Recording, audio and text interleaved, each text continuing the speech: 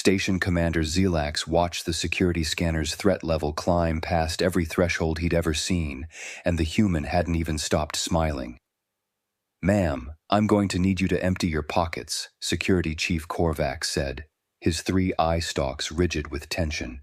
The diplomatic wing's alarms screamed at frequencies reserved for planetary-level threats. "Oh, sure, no problem," Emma Johnson said cheerfully, reaching into her jacket. "Which pockets?" "All of them," Korvax replied, signaling his team to establish a perimeter.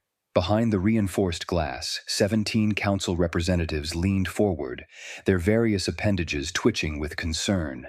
This was supposed to be the most secure First Contact Summit in galactic history. According to YouTube analytics, 99.6% of viewers are not subscribed. That's a huge number. By subscribing the channel that is completely free, you'll help support the channel and never miss fresh content. Emma pulled out a small metal object. The scanner shrieked. "Ballpoint pen," she announced, placing it in the collection bin. "I'm a teacher, so—" "Weapon detected," the scanner declared. "Threat level, moderate." She blinked. "It's a pen." "Next item, please," Korvax said, mandibles clicking nervously. Emma shrugged and reached into another pocket. Out came a small knife with multiple attachments. The scanner's pitch went supersonic. "Okay, that's my Swiss Army knife," she said. "It's got scissors, a bottle opener, a—" "Critical threat detected," the scanner announced. "Evacuate Sector 7. "For scissors?" Emma laughed. "Wait, do you want the one in my other pocket too?" "There's another one?" Zelax lunged for the emergency comm. "This is Station Command. Initiate Protocol Crimson. We have a Code Omega situation at Security Checkpoint Alpha." "A Code Omega? Really?" Emma pulled out an identical knife. They were a 2-for-1 deal. The scanner's display began cycling through colors that hadn't been programmed into it. "Ma'am, how many pockets do you have?" Korvax asked, watching his threat assessment board light up like a supernova. "Well, let's see." Emma patted herself down.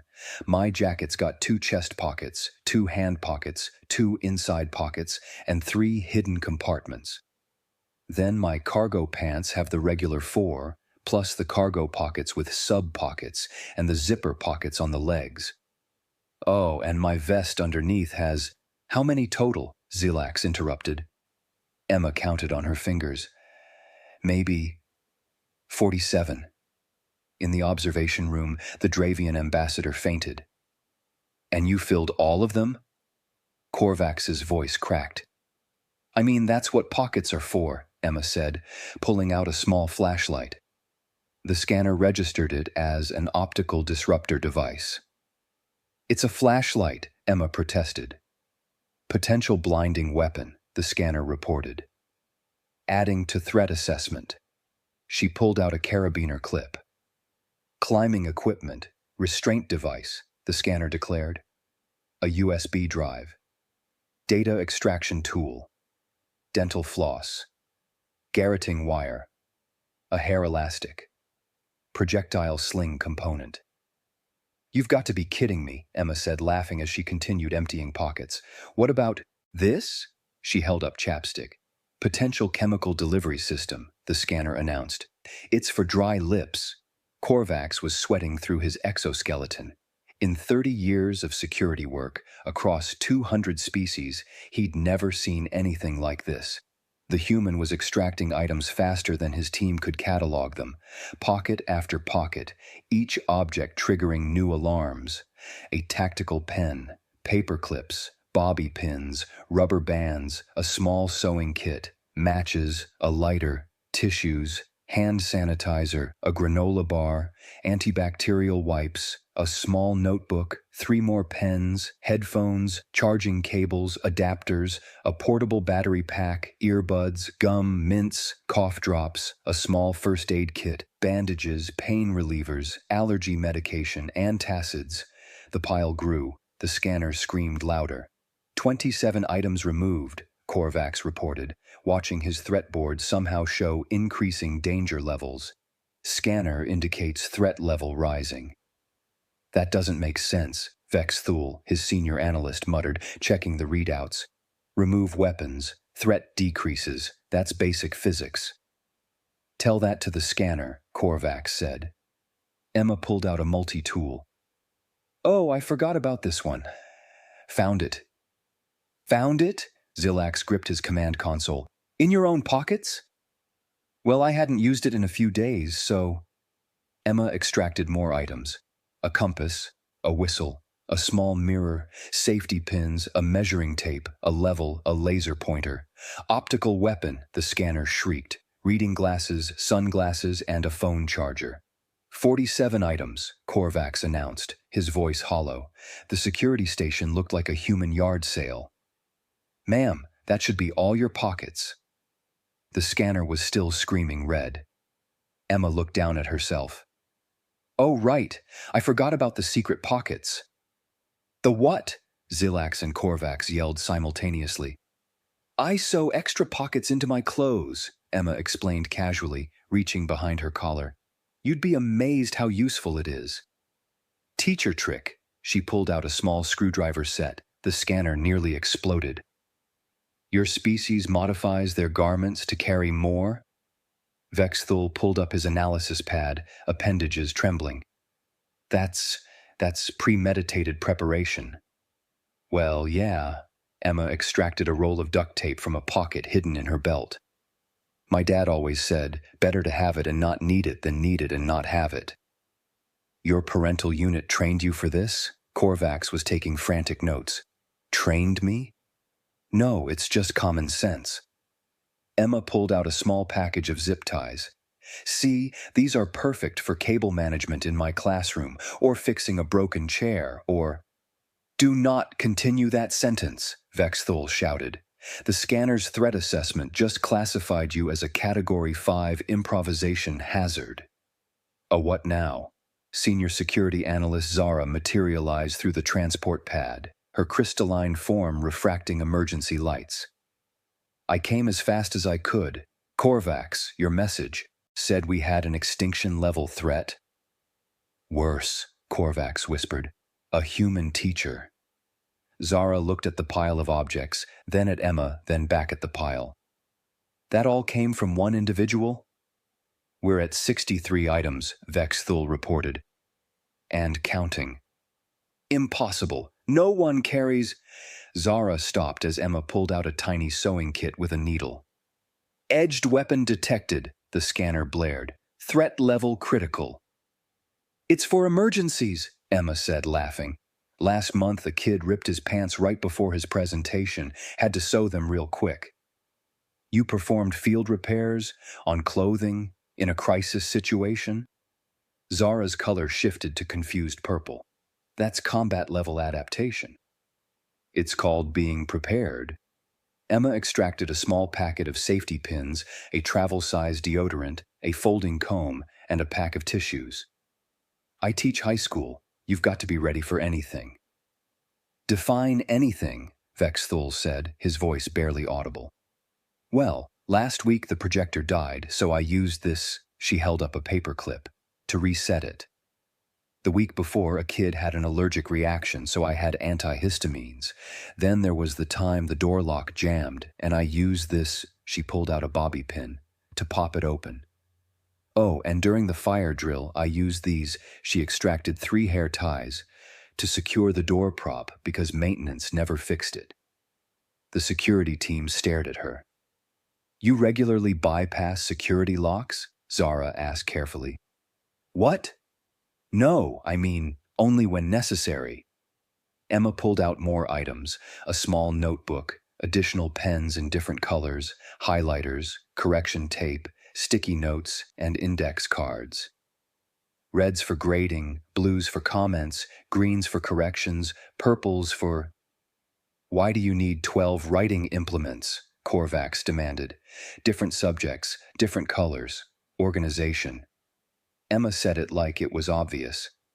Plus backups. What if one runs out?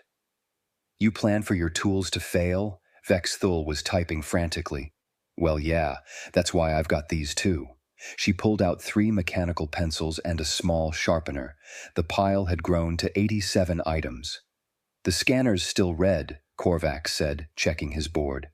After 87 removals, it's still indicating threat presence. Zara moved closer to Emma, her sensors working overtime. Ma'am, do you have any formal combat training? Combat? No, just summer camp when I was 12. Emma laughed. Why? Because you're carrying the loadout of a special operations infiltrator, Zara said quietly. Except, instead of weapons, you have teacher supplies. Is that weird? Emma pulled out a small stapler, rubber bands of various sizes, binder clips, and a roll of clear tape. I mean, my classroom's on the 3rd floor and the supply closet's in the basement. Can't be running down there every time I need something. So you carry an entire support infrastructure, Vexthul said, on your person, at all times. Doesn't everyone? No, the entire security team shouted.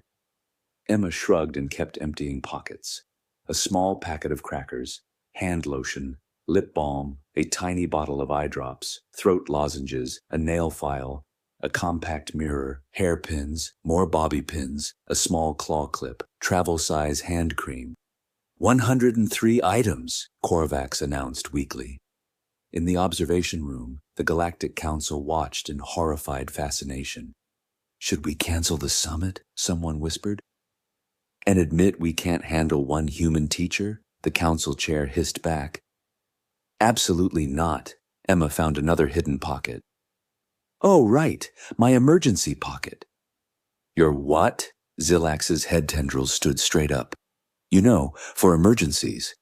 Emma extracted a small emergency whistle, waterproof matches, a space blanket folded impossibly small, water purification tablets, and a tiny first aid guide. You prepare for emergencies within your preparation? Zara's color went full white with shock. Sure, you never know. Emma pulled out the final items from her cargo pants, a small multi-tool, energy bars, and a collapsible water bottle. 117, Vexthul said. Okay, jacket and pants are empty, Emma announced brightly. The scanner howled louder. What about your vest? Korvax asked, dreading the answer. Oh yeah, almost forgot. Emma unzipped her vest, revealing yet another layer of pockets. Zara made a sound like cracking glass. How many layers are you wearing? Just 3. It's kind of cold in here. 3 layers, Vexthul repeated, each with pockets. Well, yeah. The security team looked at each other. Somewhere in the station, another alarm began to sound. Emma's vest yielded another avalanche of items. A portable phone charger with 3 different cables, a small electronic organizer, earbuds in a case, screen cleaning wipes, a stylus pen, reading glasses in a hard case, a backup pair in a soft case, and 3 different types of adapters. Why do you need 3 adapters? Korvax asked, beyond caring about protocol anymore. Different outlets, Emma said simply. USB-C, micro USB, and the old iPhone one. My school has ancient equipment. She plans for technological incompatibility, Vexthul muttered, updating his analysis. Cross-generational device support. That's military-grade logistics thinking. It's just being practical. Emma pulled out more items, a small package of wet wipes, hand sanitizer, second bottle, a nail clipper, tweezers, a small scissors, the scanner screamed again, and dental picks. 134, Korvax counted. Zara pulled up a holographic display, running Emma's items through the Galactic Threat database. I'm getting matches for 73% of these as improvised weapon components. The dental floss, Emma asked, amused. Cutting wire in 16 documented combat situations. The rubber bands? Projectile propulsion systems. The paper clips? Lock. Picks, obviously. Emma burst out laughing. You guys are serious? This is just regular stuff. For you, Zara said, but we've never encountered a species that carries this much potential. Potential for what? Everything, Vexthul whispered, staring at his data. According to cross-reference analysis, With these items and basic knowledge, you could pick locks, start fires, create signals, perform field medicine, repair electronics, construct shelters, purify water, navigate terrain, defend yourself, restrain others, and... He scrolled further, his color paling. Approximately 217 other documented applications. Well, I mean, if I had to... Emma trailed off at their expressions.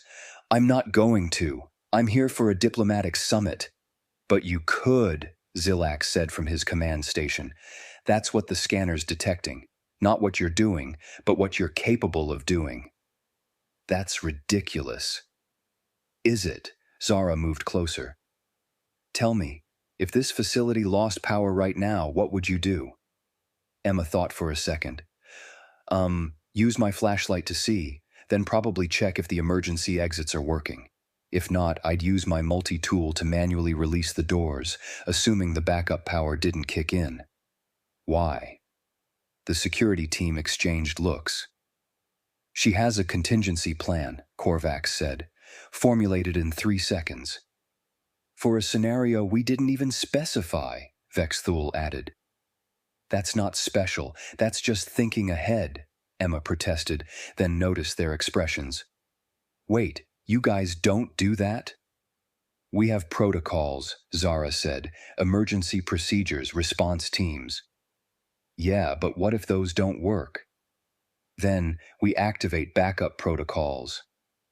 And if those don't work? Silence. You don't have a backup plan? Emma asked, genuinely confused. Why would protocols fail? Korvax said. They're designed not to fail. But things break, systems malfunction, that's why you need, Emma gestured at her pile of items, options. Zara's form flickered. She's saying their entire species operates with the assumption that all systems will eventually fail. That's such a dark worldview, Vexthul said. Dark, it's realistic. Emma pulled out the last items from her vest. A small sewing kit, another one, safety pins, a tape measure, and a tiny level. My dad taught me, hope for the best, plan for the worst. Your parental unit again, Korvax noted. Is this cultural? I mean, my mom's the same way. She carries even more stuff than me. There are humans who carry more? Zilax nearly fell out of his command chair. Well, yeah, Mom's got a whole purse. I just have pockets. Emma paused. Oh, wait, I do have my belt. Your belt has pockets? Zara asked weakly. It's a utility belt. Got it at an outdoor store. Emma unhooked it, revealing small pouches. See? Mini first aid kit, emergency whistle, carabiner, compass, fire starter, and a small knife. Another knife, Korvax said numbly. Of course. 147 items, Vexthul announced. This breaks every record in Galactic security history, and the scanner is still red. Zara ran a new analysis. I think I understand now. The scanner isn't detecting the items anymore. Then what? It's detecting her. Zara pointed at Emma. Her pattern recognition, problem-solving capability, adaptive thinking. The scanner's registering her mind as a weapon. My mind, Emma laughed. That's the nicest thing anyone said about my teaching career. You don't understand, Zara said seriously. Every species we've encountered has specialized adaptations. Strength, speed, natural weapons, defensive capabilities. But humans? You adapted to adapt. You made your weakness, having no natural weapons, into a strength by learning to weaponize everything. We don't weaponize things, Emma protested. We just use what's available. That's the same thing, Korvax shouted. No, it's not. There's a difference between being able to do something and actually doing it. Is there, though? Vexthul pulled up a historical database. Human history shows you've used everything from rocks to radiation as tools. Well, yeah, but that's just problem-solving. Exactly! Zara's form flashed bright. That's what makes you terrifying. You see problems as solvable. No matter what, you don't accept limitations. Emma shrugged. I teach teenagers. If I accepted limitations, I'd never get anything done. In the observation room, the council members were having heated discussions. We can't let them into general population, someone argued. They're too adaptable. We can't ban them either, another countered. That would violate first contact protocols. But the security implications are less important than diplomatic relations. Back at security, Zilax received a message. The council wants a full assessment before allowing the summit to continue. Assessment of what? Emma asked. I've emptied everything, look. She turned her pockets inside out, showing they were empty. The scanner's pitch changed from alarm to something else, something almost like confusion. It's recalibrating, Vexthul said, watching the readouts. It's never had to recalibrate before. Maybe it's broken, Emma suggested helpfully. It's not broken, Zara said. It's trying to create a new threat category, one that doesn't exist yet. For humans? For human preparedness. The scanner finally settled on a new display. Subject, adaptable, threat level, variable, classification, pending. Well, that's not ominous at all, Emma said, crossing her arms. The pile of her belongings covered 3 collection bins. Zara studied her crystalline tablet, running calculations. 152 distinct items, 68% have documented weapon applications, 92% have multiple use cases, 100% show preparatory thinking patterns. Preparatory thinking? Emma asked. You anticipated needs before they occurred, Vexthul explained. That's rare among spacefaring species. Most of us developed technology that eliminated uncertainty. We don't carry items just in case, because our systems prevent the case from happening. But systems fail, Emma said, not if properly maintained. Everything fails eventually, Emma interrupted. That's entropy, that's physics. You can minimize it, but you can't eliminate it. Korvax looked at Zilax through the security glass. The station commander's expression showed he was reaching the same conclusion. She's right, Zilax said over comms. Our entire civilization is built on the assumption of system reliability.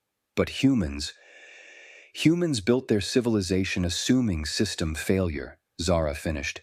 They didn't develop technology to eliminate uncertainty. They developed skills to handle it. That's why she carries all this, Vexthul gestured at the bins. It's not paranoia, it's pattern recognition from a species that survived by expecting the unexpected.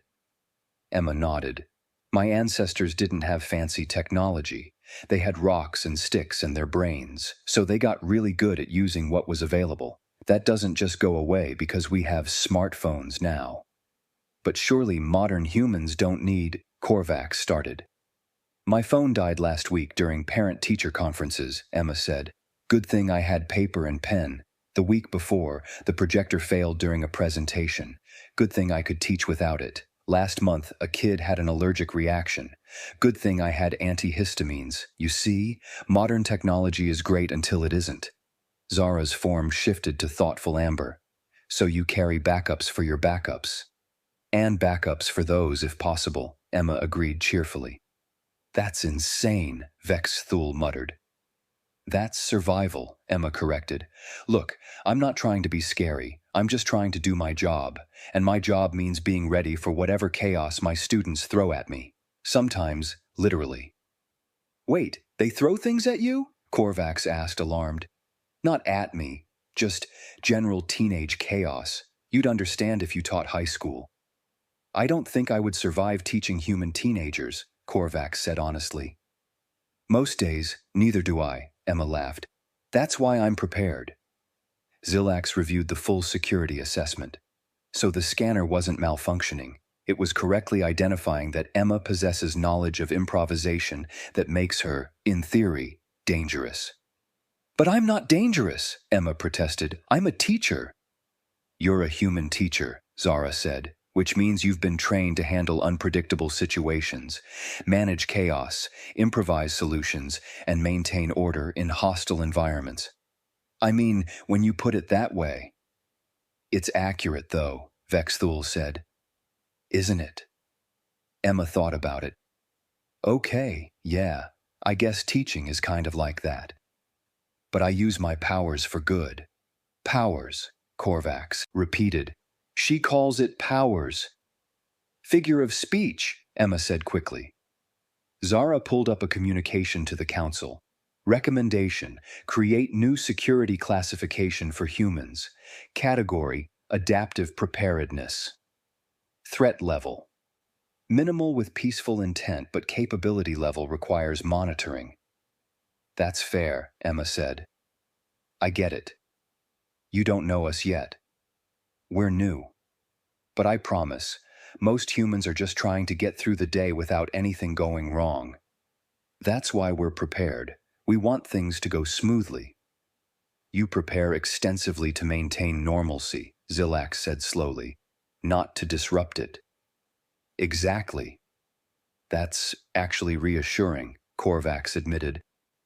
I think. Can I have my stuff back now? Emma asked, looking at the 3 bins of her belongings. That depends, Zara said. Can you promise not to demonstrate any just-in-case scenarios? I'll keep all my improvisation theoretical, Emma said, raising her right hand solemnly. Good enough, Zilax decided. Clear her for the summit, but assign a security detail. To protect others from her? Korvax asked. To protect her from everyone else's panic, Zilax corrected. Something tells me humans and security scanners are going to have an adjustment period. Emma started repacking her items, finding the right pocket for each one with practiced efficiency. So this happens at every checkpoint? We'll update the protocols, Zara assured her. Next time, we'll have a human preparedness bypass. That's nice of you, Emma zipped up her vest. Though honestly, this is nothing. You should see what I keep in my car. The security team froze. Your vehicle? Vexthul asked carefully. Oh yeah, emergency kit, jump cables, first aid, blankets, water, snacks, tools, spare tire, fix-a-flat, motor oil, coolant, windshield fluid, ice scraper, umbrella, rain gear, flashlight, road flares, and… How large is this vehicle? Korvax demanded. It's a Honda Civic, pretty standard. And you fill it with emergency supplies? Just the trunk, well, and the glove box, and under the seats. You know, the usual spots. Zara made a notation on her tablet. Human vehicles apparently function as mobile supply caches. Further investigation required. Emma finished repacking, looking significantly more lumpy than when she'd arrived. Okay, ready for the summit now? One question, Zilax said. Why bring all this to a diplomatic summit? Surely you knew it was high security. Well, yeah, but what if I needed something? Emma said. Better to have it and not need it than need it and not have it, the entire security team finished with her. You guys are learning, Emma said brightly. Against our will, Korvax muttered. The council chambers buzzed with activity as Emma Johnson took her seat at the human delegation table. Around her, representatives from 47 species watched with a mixture of curiosity and wariness. Word of the security incident had spread. Is it true? You carry 47 weapons? The Dravian ambassador whispered loudly. 152 useful items, Emma corrected, pulling out a pen and notebook, and they're not weapons. The security team disagrees, the ambassador said. The security team needs hobbies. At the head table, Zilax gavelled the session to order. Before we begin formal proceedings, I want to address the incident at Security Checkpoint Alpha. The room went silent. After thorough analysis, we've determined that humans possess an unusual cultural trait, extensive preparedness for unlikely scenarios. This is not hostile. It's simply how their species operates. Why would you need a stapler? The Dravian asked. Emma pulled a packet from her vest pocket. Because I printed backup copies of our proposals and I wanted to keep the pages together. See? She held up neatly stapled documents. You printed physical backups? The Valorian looked confused. In case the digital system crashed, Emma explained, or if someone needed to make notes, or if… We understand, Zilax interrupted. You plan for contingencies.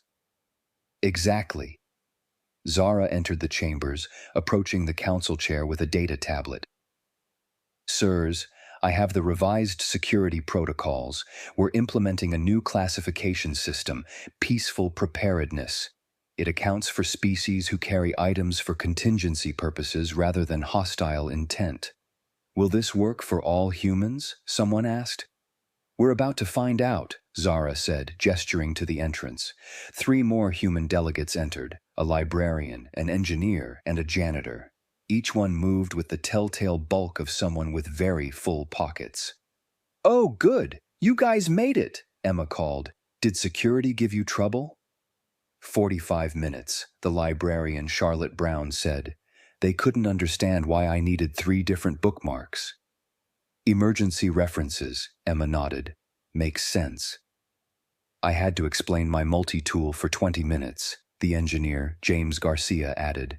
Apparently, 17 attachments is excessive. 17? Rookie numbers, Emma teased. The janitor, Robert Martinez, held up his hands. They confiscated my spray bottle. Your cleaning solution? Emma gasped. That's discrimination. I got it back, Robert assured her. But I had to demonstrate it was actually cleaning solution and not, quote, chemical weaponry. The council watched this exchange with fascination. They're comparing preparedness strategies, Vexthul whispered to Zara. It's cultural bonding through shared over-preparedness. It's actually quite efficient, Zara noted. They're establishing that they can rely on each other's supplies. Distributed resource management. That's terrifying, Vexthul said. That's teamwork, Zara corrected. The summit proceeded with surprising smoothness. When the Valorian delegation needed to share documents, Emma had extra folders. When the Dravian ambassador's stylus died, James had a backup. Charging cable. When someone spilled nutritional fluid, Robert had cleaning supplies ready. They're solving problems before we even realize they're problems, Korvax observed from the security booth. Predictive preparedness, Zilax said. They've seen these situations before. By the afternoon break, several alien delegations were quietly asking the humans if they had various items. Emma ended up lending out 4 pens, 2 notepads, a stapler, and her spare phone charger. I feel like a mobile supply depot, she laughed to Charlotte. Better than being unprepared, Charlotte said, pulling out a snack bar. Speaking of, you want half? I brought extras. You brought snacks? Conference snacks are always disappointing. Trust me, I've been to library conventions. The council chair approached their table. I wanted to apologize for the security delays. We're still adjusting to human protocols. That's either inspiring or terrifying, Korvax said. Maybe both. As the transport departed, Emma settled into her seat and pulled out a book from yet another pocket. The Dravian ambassador, seated nearby, stared. How many pockets does that jacket have? They finally asked. Emma looked up with a smile. Want me to count again? Please don't. Smart choice, Emma said, returning to her book. In her pocket, her backup book waited patiently, just in case, because for humans, just in case wasn't paranoia, it was preparation. And preparation, the galaxy was learning, was humanity's actual superpower.